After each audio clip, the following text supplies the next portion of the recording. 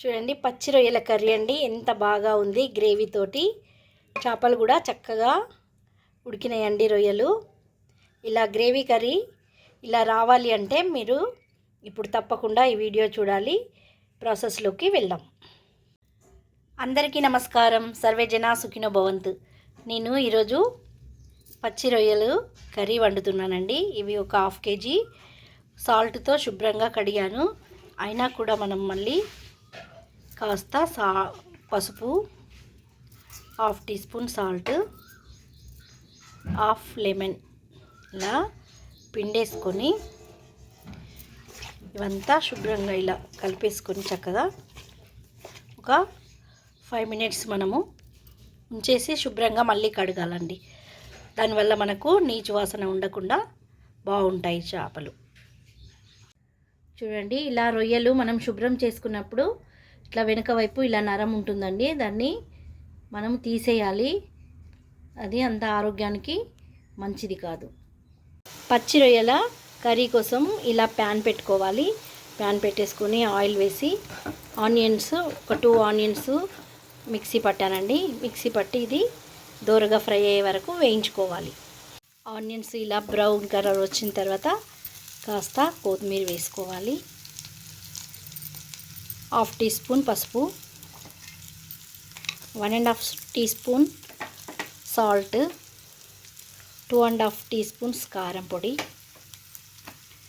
1.5 teaspoon అల్లం వెల్లుల్లి paste, 1 teaspoon కొబ్బరి పొడి. ఇవన్నీ మంచిగా కలిసేలాగా మనము ఆయిల్లో ఫ్రై అయ్యేలాగా చక్కగా కలుపుకొని కొన్ని వాటర్ పోసుకోవాలి. ఇలా మంచిగా ఫ్రై అయిన తర్వాత మనం ఇందులోకి చేపల మసాలా వేసుకోవాలి. ఇప్పుడు కాస్త వాటర్ పోసుకొని